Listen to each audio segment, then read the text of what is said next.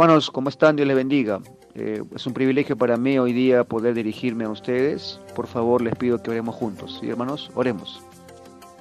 Este día que tú has preparado para nosotros, este día del Señor, que has ordenado guardar y santificarla, ajeno a todo afán propio este mundo caído, guardamos este día, lo entregamos a ti para culto público, para servirte y también para adorarte.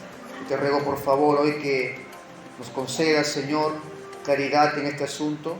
Suple por favor mis carencias, suple por favor, Señor, toda afección orgánica el día de hoy, y concede a mi hermano atención y que pueda juzgar luego el mensaje, y si él encuentra que es bíblico, que lo pueda aplicar. Te lo pido esto en el nombre de Jesús. Amén. Bien, hermanos, la lectura que hizo nuestra hermana va a ser un punto de inicio. Hoy quisiera tratar un tema, y va a ser mi trabajo el día de hoy, esforzarme en que notes la importancia y la práctica del llamado altar familiar. Yo le suelo llamar culto familiar, algunos le llaman altar familiar. Permítanme usar el término mejor cuando hablemos del mensaje como altar familiar, para que ustedes lo puedan captar.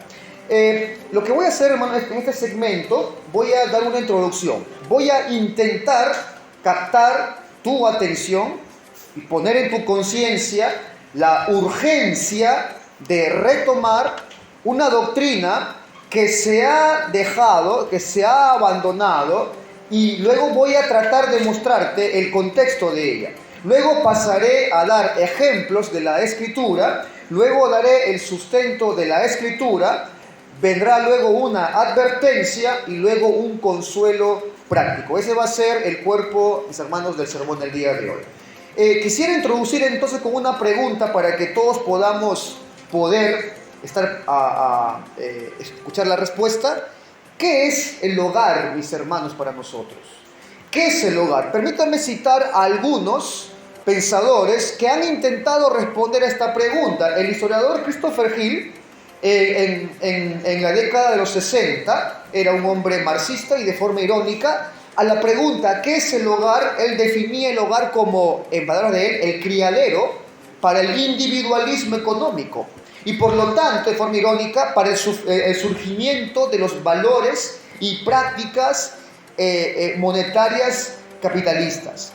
Otro caballero, Levin Skugin, un alemán erudito, él, hablando acerca también de lo que es el hogar, él definía el hogar como el catalizador para el desarrollo de la familia conyugal más unida. Y una historiadora feminista, Linda Rupert, más bien denunciaba el hogar espiritual como la responsable de reforzar las estructuras patriarcales represivas y de someter a los niños a una enseñanza dañina. Esa es la idea de una mujer feminista. Pero la pregunta es, ¿cómo entonces define, hermanos, la Biblia al hogar? Una de las mejores definiciones que encontramos en la Biblia se encuentra en 1 Corintios, capítulo 1, versículo 10. Por búsquelo para que usted pueda leer también junto conmigo. El apóstol Pablo aquí, en un contexto de la unidad de la iglesia, nos da una definición que debería haberse reflejado, mis hermanos, en el seno del hogar. Dice el apóstol Pablo en su primera carta a los Corintios 1, versículo 10, en el nombre de nuestro Señor Jesucristo, les ruego que todos estén siempre de acuerdo y que no haya divisiones entre ustedes, vivan en armonía, pensando y sintiendo de la misma manera. Es en la familia, amados hermanos, donde se cultivan las características del ser humano. Es en la familia, en el hogar, donde se promueven todos los males también que aquejan al mundo. Una familia en desorden es una aportación terrible a la sociedad, mis hermanos. Cuando el apóstol Pablo, en esta misma carta, en el 15:33, nos dice, no erréis, por ejemplo, las malas, y dice en el original, las malas compañías corrompen las buenas costumbres. Esa mala compañía, ese joven, Ese niño, la pregunta es, ¿de dónde salió? ¿De dónde salió esa mala compañía? Salió del seno de una familia, donde tal vez hubo una pésima enseñanza en el hogar, o tal vez hubo una nula enseñanza del hogar en el sentido piadoso. Esa nula enseñanza en medio del hogar produce entonces un impacto negativo en todo orden de la vida.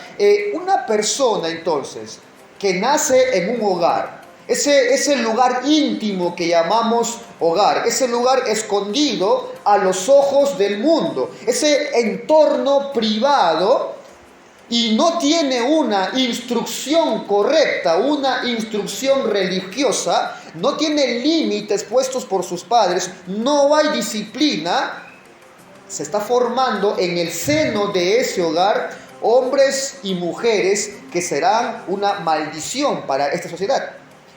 Esta, hermano, es la importancia de lo que sucede en cada hogar. El producto, amados hermanos, de una educación religiosa, de una instrucción piadosa correcta, impactará el mundo de una buena manera o de una mala manera. Uno no conoce, hermanos, justo el pastor hoy hablaba en el tiempo de oración, uno no conoce a un niño el alcance que tendrá en las manos del Señor. Sin embargo, es nuestra responsabilidad capacitar a nuestros hijos de acuerdo al mandato de la Escritura y de acuerdo al temor a Dios. Quiero poner algunos ejemplos. Hay mucho, pero voy a tomar algunos ejemplos. Por ejemplo, Adán y Eva. Usted conoce la historia, ¿verdad? Adán y Eva, por causa de su desobediencia, Adán y Eva fue el primer matrimonio en sentir el implacable poder del pecado en su propio hogar. No solamente contaminaron a la creación, no solo murieron espiritualmente, sino que, hermanos, hubo algo más. Tuvieron 2 hijos al principio, producto de su amor. Estos niños juntos crecieron, fueron capacitados por sus padres. Uno fue pastor, uno fue agricultor. Y ahora viene el impacto de lo que ocurre en el seno de este hogar. Abel obedece a Dios, tomó su cordero y entregó en sacrificio. Caín ofreció de lo que tenía, no de lo que Dios había establecido. Dios se agrada entonces del sacrificio de Abel y no de Caín. Posteriormente, sabe usted que Caín se llena de furia en el corazón, brota la envidia en Caín y asesina a su hermano. ¿Puedes pensar por un momento el impacto que produjo esto en ese hogar? Un hogar que sufrió una terrible situación por causa del pecado. 2 de mis hijos, uno asesina a mi otro hijo. ¿Puedes tú calcular el impacto que tuvo en sus padres esta situación? Hermanos, debió ser terrible seguramente para sus padres. El impacto de su desobediencia les alcanzó. Ten por seguro, amado hermano, sobre todo los padres, ten por seguro que tu pecado te alcanzará. Ten por seguro que si tú has deshonrado a Dios en la crianza bíblica de tus hijos, el pecado, hermanos, tiene consecuencias. Mira el ejemplo de Daniel. Si uno se pone a buscar en la Biblia, ¿quiénes fueron los padres de Daniel? Bueno, no lo va a encontrar, pero sí encontramos algo interesante. Se nos da detalles de la conducta de la vida de Daniel, de su valor, de su integridad, de su fortaleza, de sus virtudes, que sin duda, hermano, provino de un lugar piadoso, de un hogar piadoso. Dice Daniel 1, versículo 8. Y Daniel propuso en su corazón no contaminarse con la porción de la comida del rey, ni con el vino que él bebía. Pidió por tanto al jefe de los eunucos que no se le obligue a contaminarse. Hermanos, esto a los 15 años. Esto lo hacía Daniel a los 15 años. Este joven no nació con esta integridad. Fue formado en un entorno de un hogar cristiano.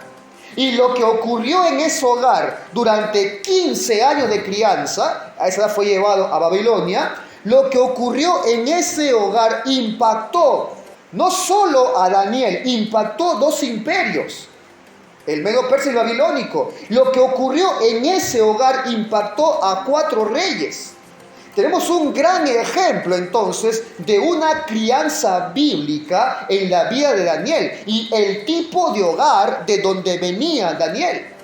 Porque hermanos, un joven como Daniel, con estos principios, con estas convicciones de no contaminarse, nos muestra que fue instruido profundamente en las Escrituras. ¿Por quién? Por sus padres. Ahora, usted sigue leyendo a Daniel, ya de anciano, cuando tramaron un ardid para bajarle del puesto que ocupaba.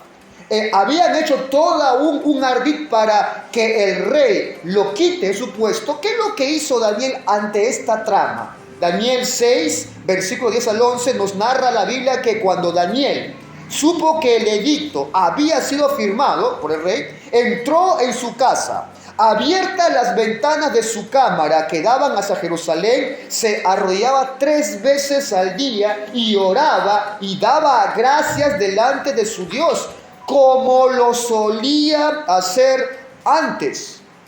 Lo que sus padres le enseñaron de la oración con su vista puesta en aquella ciudad que era el templo para ellos, para los judíos era el templo de Jerusalén, porque estaba ahí la presencia de Dios.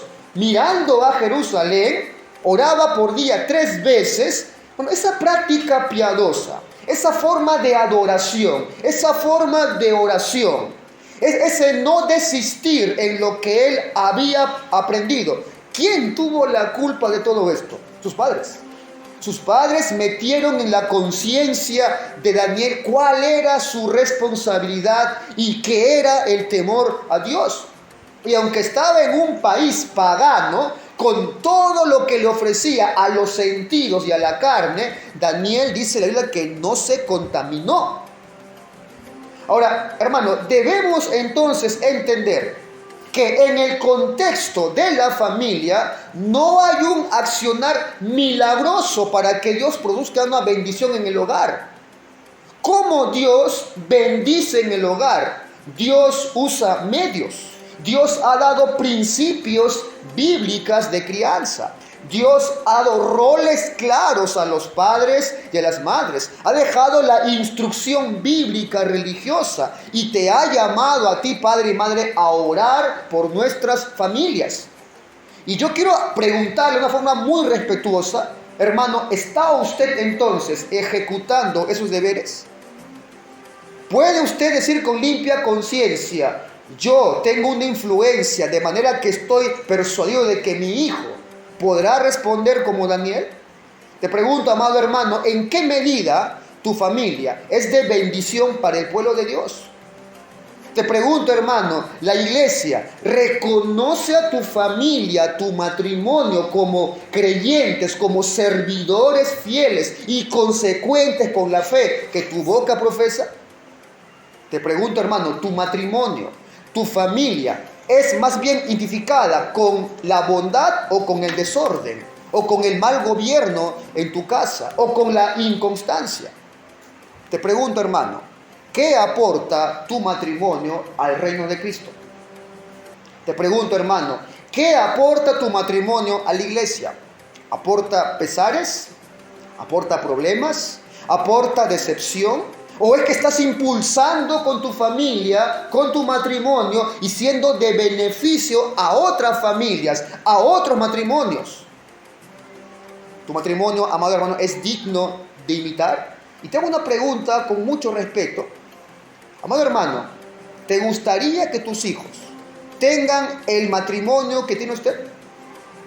¿Le gustaría que sus hijos tengan la familia que hoy usted tiene? Porque si tu respuesta es no, habrá que empezar a revisar ¿Qué has olvidado? O esta doctrina tal vez haya sido olvidada. Habrá que revisar muchas cosas que tal vez has dejado en el camino o que tal vez no has considerado importante. Piensa esto, hermano. Si tu matrimonio no está aportando al avance del reino de Cristo, si tu familia no está aportando al testimonio de la fe, entonces lo está frenando. O en el peor de los casos, estorbando. Y si eso, mi hermano, pasa, estás haciéndole la labor al diablo. Estás estorbando el avance del reino de Cristo. De una forma muy peligrosa, muchas iglesias hispanas, sobre todo, hemos descuidado una doctrina que es justamente esta que vamos a ver el día de hoy, la doctrina del hogar. El llamado altar oculto familiar, que no es meramente un tiempito cada tanto de hacer un pequeño devocional, una lectura. Es una parte orgánica de la vida cristiana. No solo lo han descuidado, no solo han dejado la responsabilidad de la instrucción, no solo han olvidado los padres cuál es su responsabilidad en el hogar, que no solamente es traer el bien material, es también traer el bien espiritual, sino que no ha habido un compromiso consistente, real, en los hogares de muchas familias. Hay intentos que hace la iglesia, con por ejemplo escuelas bíblicas para niños y otras actividades en las cuales se esfuerza la iglesia. Pero, amado hermano, la realidad es que la iglesia, aunque tiene la responsabilidad de predicar el evangelio a niños, a los jóvenes, a los ancianos, adultos, la falla principal han sido de los padres. La labor principal de la educación piadosa de los hijos no es de la iglesia, no es de los pastores, es de los padres. La falla ha sido del hogar cristiano. Familias que no han comprendido la importancia de la instrucción bíblica. Especialmente me refiero a los padres. De ahí que muchos niños crecen sin ninguna experiencia ni idea de la fe. No conocen lo que es realmente una vida de fe. No lo ven como una realidad cotidiana. No es un ejemplo en su hogar.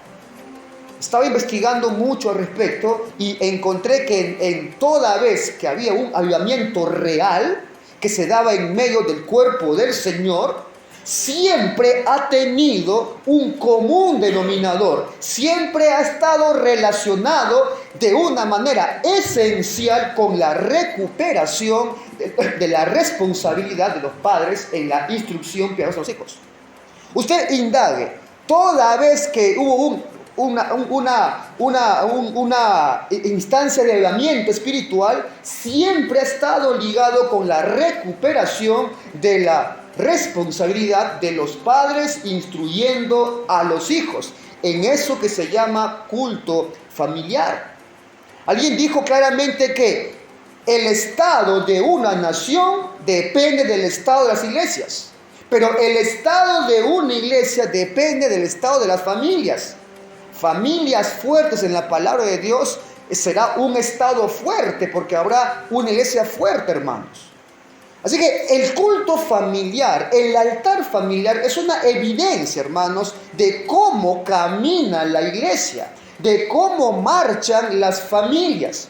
Es cierto que no reemplaza al culto público, es incambiable. No es que, pastor, mire, yo hago culto en mi casa, no vengo a la iglesia. No reemplaza esto el culto público. No reemplaza el ejemplo adecuado de los padres. Pero es un medio que Dios puede usar, amados hermanos, para la salvación de los niños. Y lastimosamente se ha perdido mucho de esta esencia. Y no para su bien. La iglesia ha abandonado muchas veces la doctrina bíblica del hogar. Ha olvidado la responsabilidad que tiene. Alguien dijo que el liderazgo masculino en la casa ha muerto. Y con ello muchos lugares en la práctica del culto familiar. Veamos algunos pasajes que dan luz al respecto, hermano. Uno que es súper conocido, Deuteronomio 6, versículos 7 al 9. Ahí nos ordena la Escritura, sobre todo a los padres, les dice acerca de la ley moral: y las repetirás a tus hijos, hablarás de ellas estando en tu casa, andando por el camino, al acostarte, cuando te levantes, y las atarás como una señal en tu mano, y estarán como frontales entre tus ojos, y las escribirás en los postes de su casa y en tus puertas. O sea que en todo tiempo, es la idea, en todo tiempo instruirás a tus hijos. Alguien dirá: pastor, pero eso es en el Antiguo Testamento. Pastor, pero ahí está hablando de la ley moral, de los 10 mandamientos. Te pregunto, ¿y qué ley crees tú, mi hermano, que ha puesto Dios en el corazón según Ezequiel 36? ¿De qué ley crees tú que está hablando David cuando dice: amo la ley de Jehová, átalos al cuello de tus hijos? ¿De qué ley estaba indicando Pablo cuando exhorta a los Gálatas? ¿Qué ley transgredimos cuando pecamos? Ahora, también vemos en el Nuevo Testamento esta realidad. Hechos 2, versículo 39. Ahí encontramos que el apóstol Pedro, luego que se pone de pie en su primer sermón, nos dice: porque para vosotros es la promesa, y para vuestros hijos, y para vuestros hijos, y para todos los que están lejos, para cuantos el Señor nuestro Dios llamare. Hermanos, aunque Pedro aquí, tenga cuidado, no está diciendo que los hijos de los cristianos serán salvos por el mero hecho que son padres creyentes, sí está diciendo algo que es objetivamente real. Lo que está acá indicando Pedro es que la promesa de salvación incluye a muchos de nuestros descendientes. Ahora, hermano, si hay una promesa de Dios que me está dando una esperanza, es mi responsabilidad andar conforme a esa promesa. Y si Dios ha prometido que incluirá a muchos descendientes, tus hijos pueden ser tus nietos, lo que presume aquí el apóstol Pedro, ¿qué es? Es la responsabilidad que está poniendo Pedro en estos hombres, para que ellos instruyan en la fe a sus hijos, a sus nietos. De manera que algún día Dios, usando ese medio de la crianza bíblica, conceda fe y arrepentimiento a sus hijos. Esa es la promesa que tenemos en la Biblia, hermanos. Por otro lado, hermanos, recuerde que una tremenda bendición, la más grande que puede recibir un hijo, es que tenga padres creyentes. Esa es la más grande bendición de un hijo, que tenga padres que conozcan a Cristo. Que conozcan a Cristo y sean consistentes con la fe que profesan. Que sean, insistan en la oración, insistan en la devoción. Porque Dios usará, hermano, ese medio para la conversión de tus hijos. Tenemos otro caso, hay un ejemplo claro en la Biblia. ¿Quién, pastor? Timoteo. Piense un momento, hermano, en Timoteo. Madre cristiana, su padre era griego, era un gentil. Entonces imagina los domingos de Timoteo. Timoteo entonces era llevado por su madre al culto. Su madre iba con su hijo Timoteo al culto, y posiblemente los sábados o los viernes su padre iba con Timoteo a un culto griego.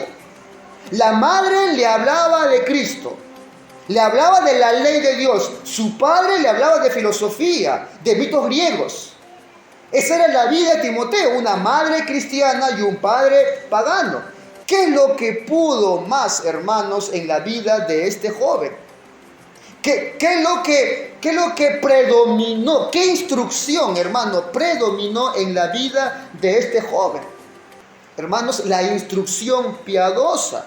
Dios usó el evangelio aprendido por Timoteo a causa de su madre y su abuela, que con insistencia, con devoción, con un culto familiar diario, esta madre y esta abuela lograron implantar una convicción en este niño Timoteo. Y eso predominó sobre la influencia pagana de su padre. Efesios 6, versículo 1 al 4. Ahí también encontramos al apóstol Pablo hablando de algo parecido. Búsquelo, Efesios 6, versículo 1 hasta el 4. Y aquí el apóstol Pablo enfáticamente nos da un mandamiento para los hijos primero. Dice: hijos, obedeced en el Señor a vuestros padres, porque esto es justo. Honra a tu padre y a tu madre, que es el primer mandamiento con promesa, para que te vaya bien y seas de larga vida sobre la tierra. Y vosotros, padres, no provoquéis a ira a vuestros hijos, sino criadlos de disciplina y obtención del Señor. No sé usted, hermano, cuántas veces al ver este pasaje se ha percatado de algo. Pablo le escribe a una iglesia local, le habla a la iglesia que estaba formada en Efeso. Te pregunto, ¿a quiénes estaba incluyendo dentro de esa iglesia local el apóstol Pablo? Habla con los padres y también se está dirigiendo a sus hijos.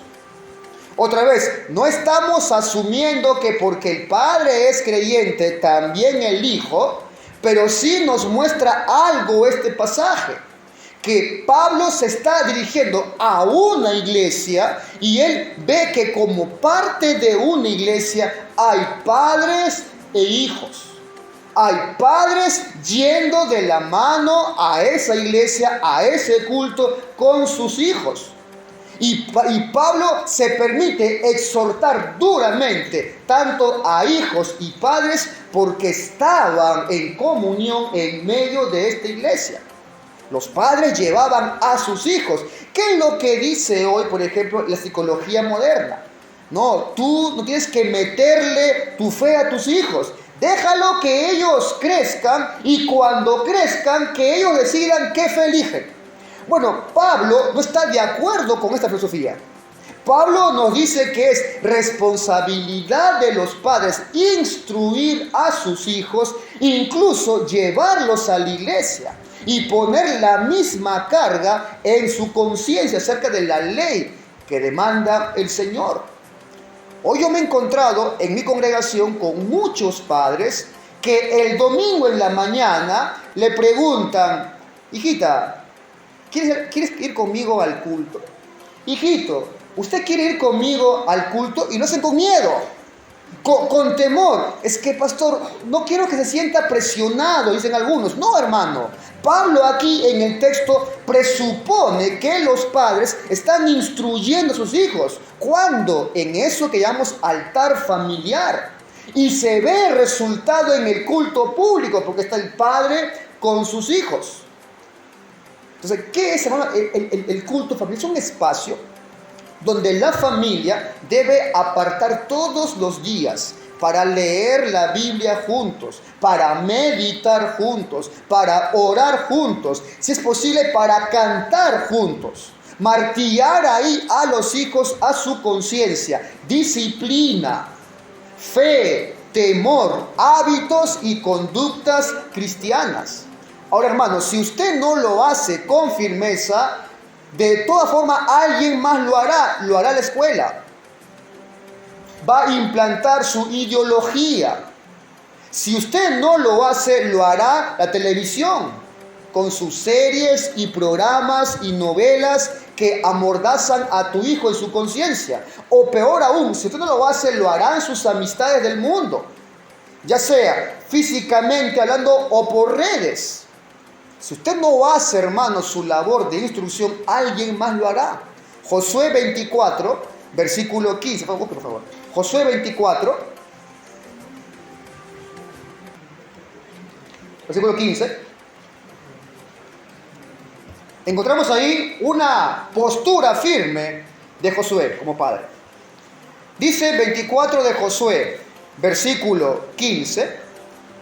Nota qué es lo que nos narra la Biblia acá, hermano. Dice, y si mal os parece, está exhortando a un pueblo idólatra, y si mal os parece servir a Jehová, escogeos hoy a quién sirváis, si a los dioses a quienes sirvieron vuestros padres cuando estuvieron al otro lado del río, o a los dioses de los amorreos en cuya tierra habitáis, pero yo y mi casa serviremos a Jehová.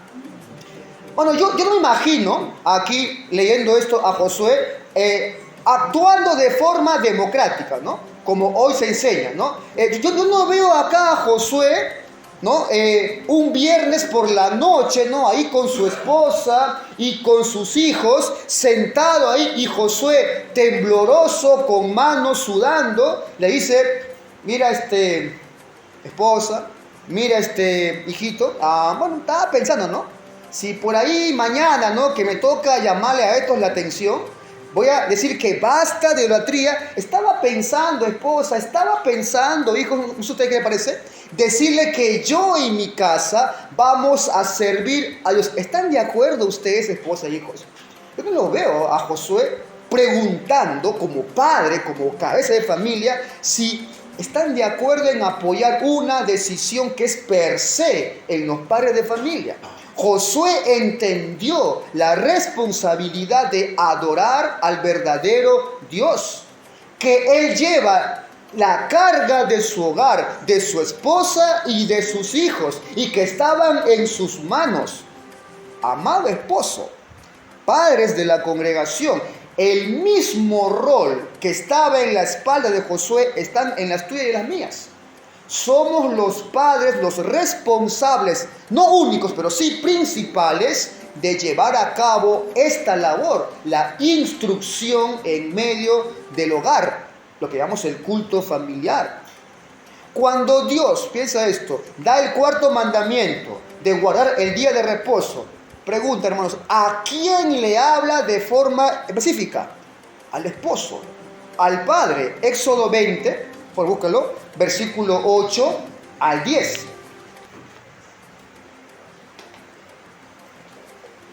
Éxodo 20, versículo 8, acerca del cuarto mandamiento, dice, acuérdate del día de reposo.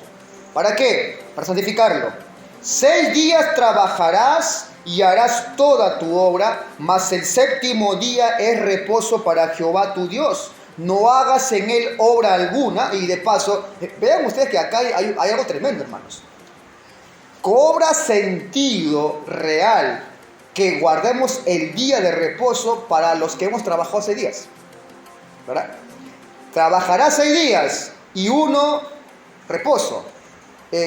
Hay muchos que reposan lunes, martes, miércoles, jueves, viernes y vienen sin ganas de reposar realmente el domingo, ¿verdad? Este mandato es para el que trabaja 6 días. Él va a realmente valorar ese día de reposo. Pero mira lo que le dice luego, cómo actúa este padre responsable. Tú, ni tu hijo, ni tu hija, ni tu siervo, ni tu criada, ni tu bestia, ni tu extranjero que está dentro de tus puertas. ¿Ven ustedes dónde está la carga principal? Está en el esposo.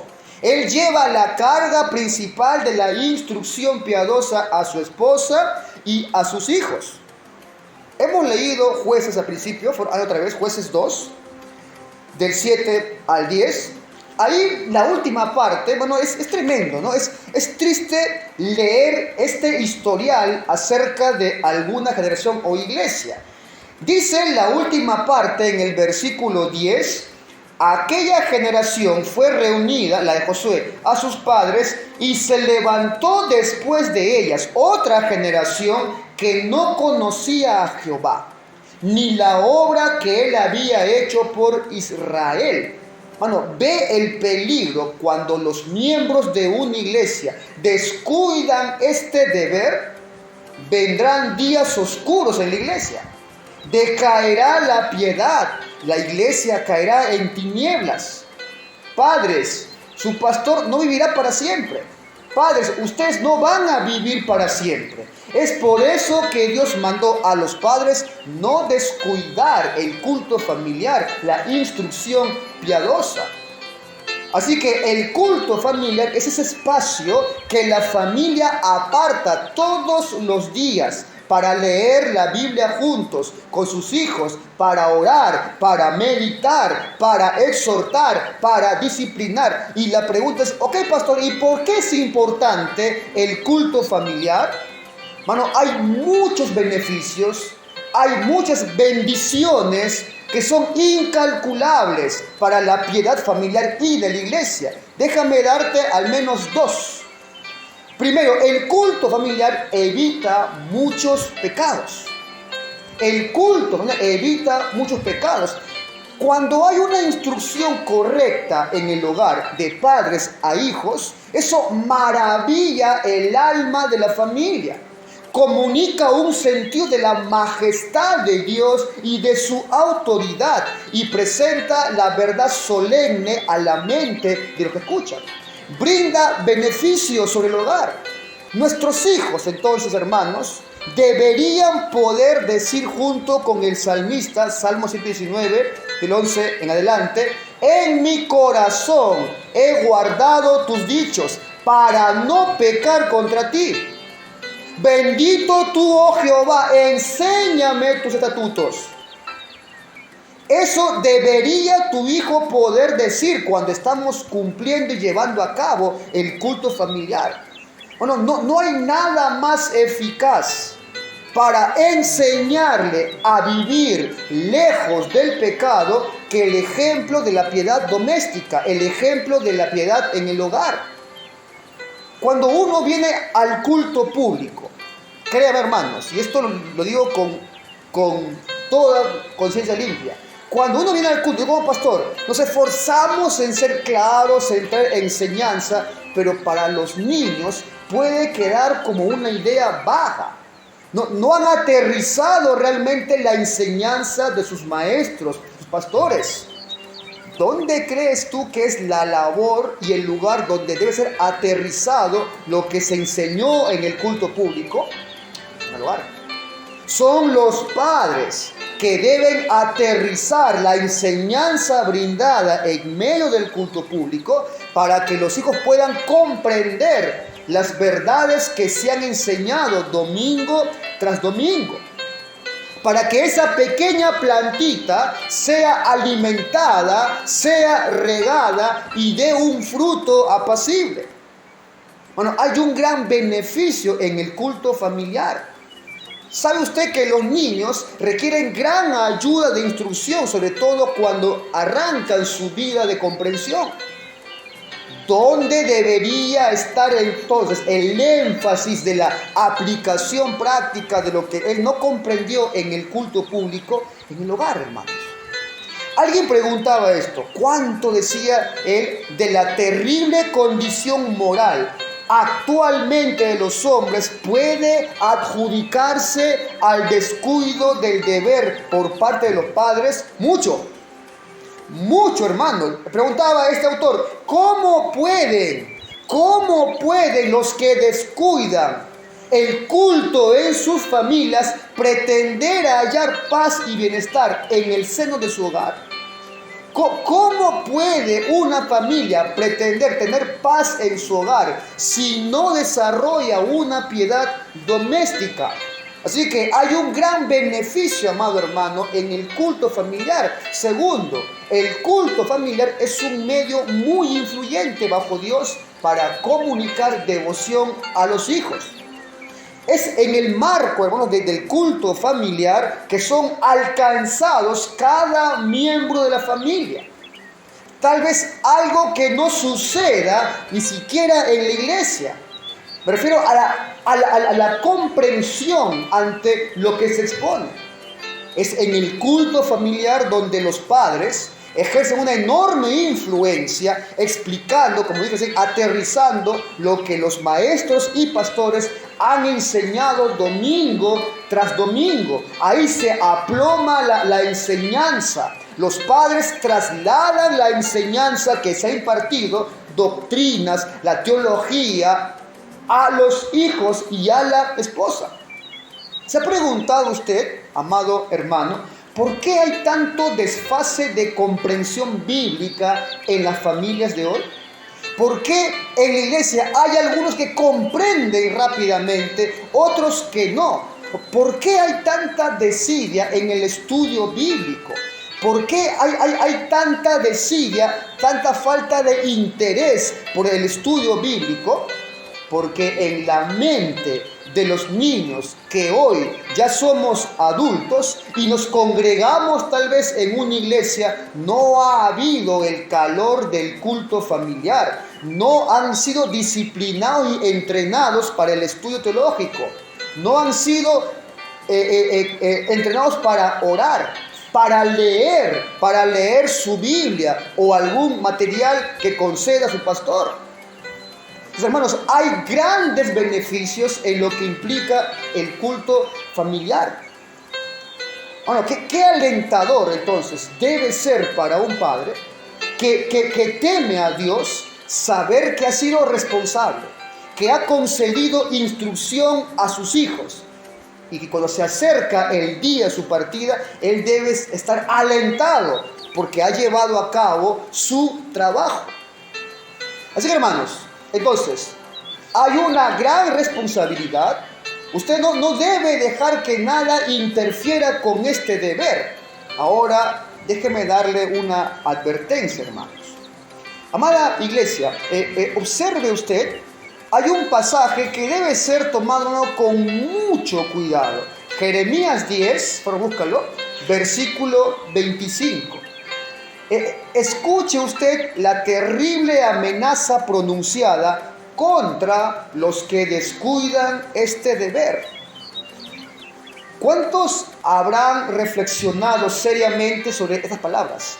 Jeremías 10, versículo 25, termina la expresión el profeta diciendo: derrama tu enojo sobre las gentes que no te conocen y sobre las naciones que no invocan tu nombre.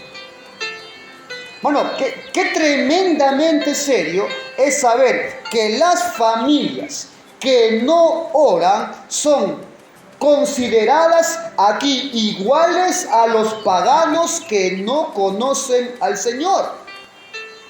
Ahora, eso, hermano, te sorprende.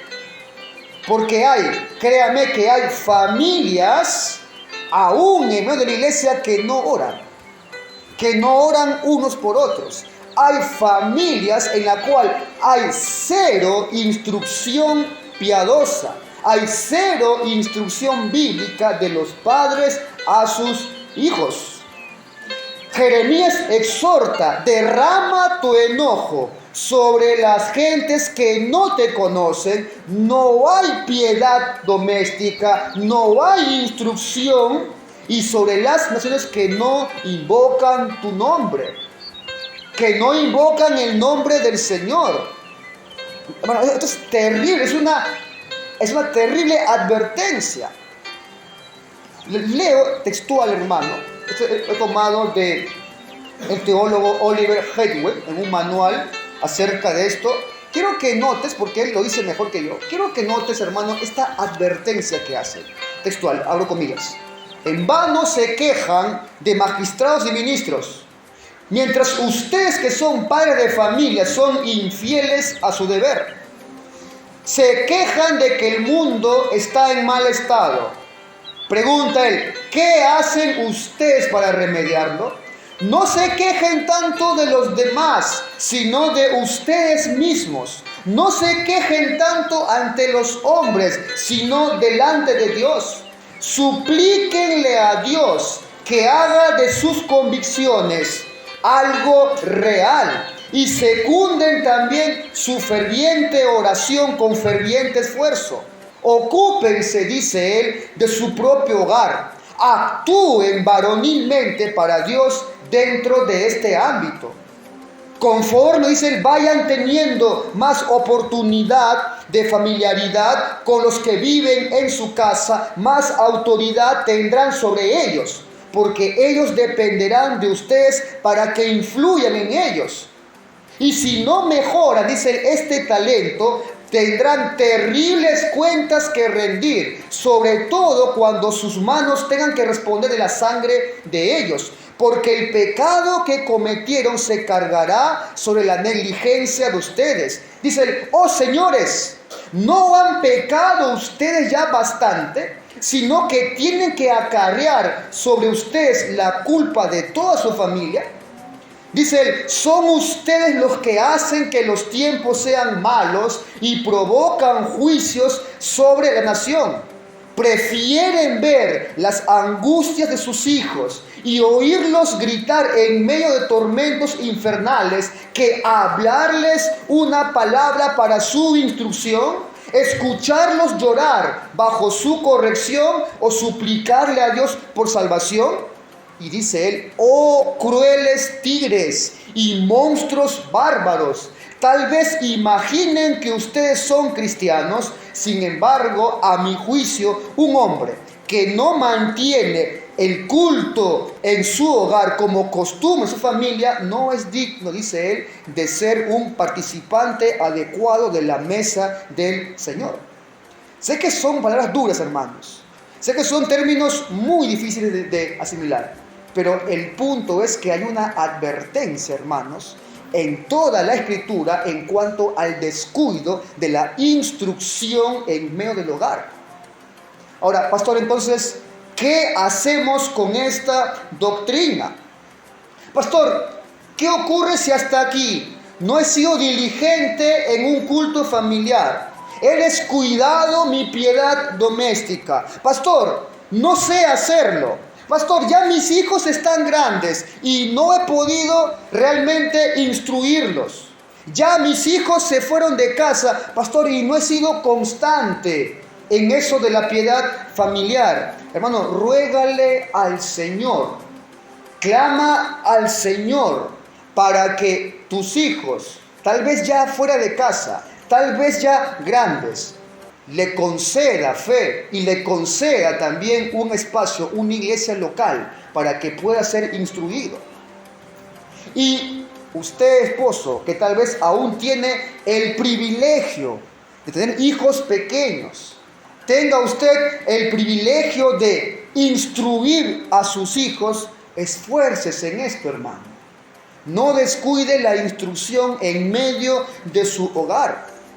Decía William Burnall, padres, vuestros hijos tienen alma, las cuales Dios espera que ustedes alimenten con el mismo cuidado que atienden otra necesidad física.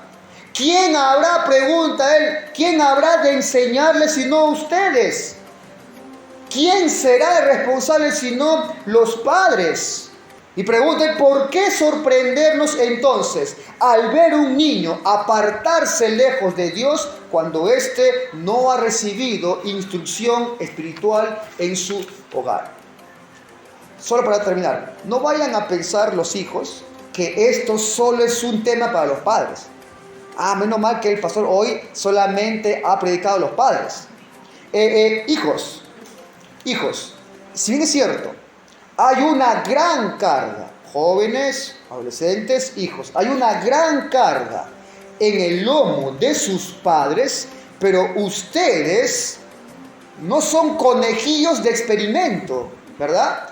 Con ustedes no están experimentando o están a la merced de que vamos a ver si los padres hacen bien o no su labor.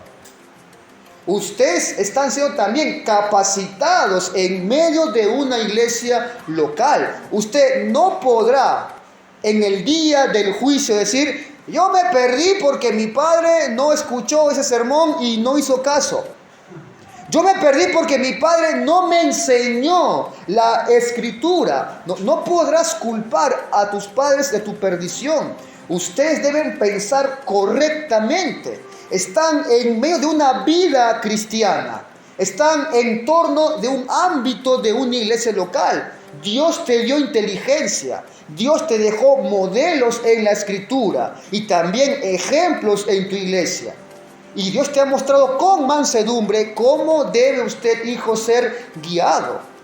Que busques, te manda la Biblia, la justicia. Que busques la piedad. Mi pregunta es, ¿lo hace?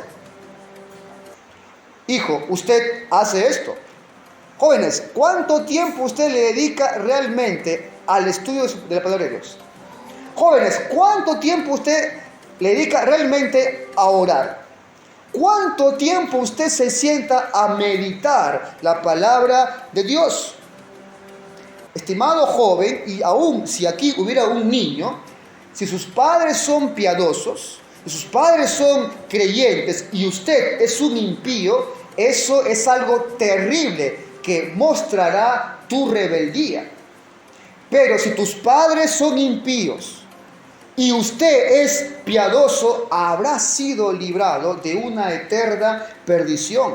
Como quiera, estimado joven, también usted entonces tiene responsabilidad.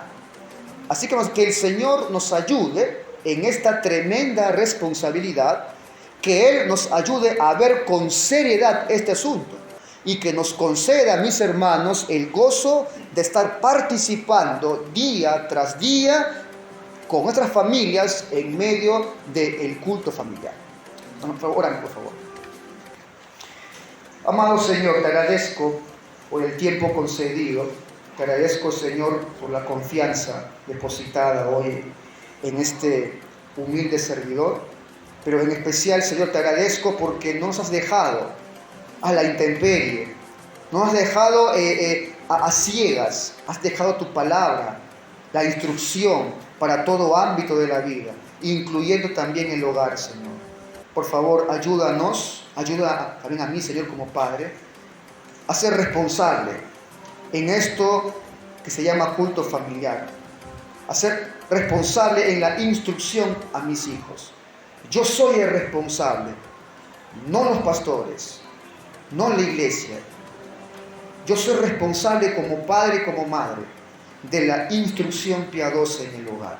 Señor, concede por favor a mis hermanos esta carga de conciencia, que va a derivar en una iglesia cada vez más fuerte y piadosa. Familias fuertes significará un ministerio fuerte. Te lo pido esto por favor en el nombre de Jesús. Amén. Muchas gracias.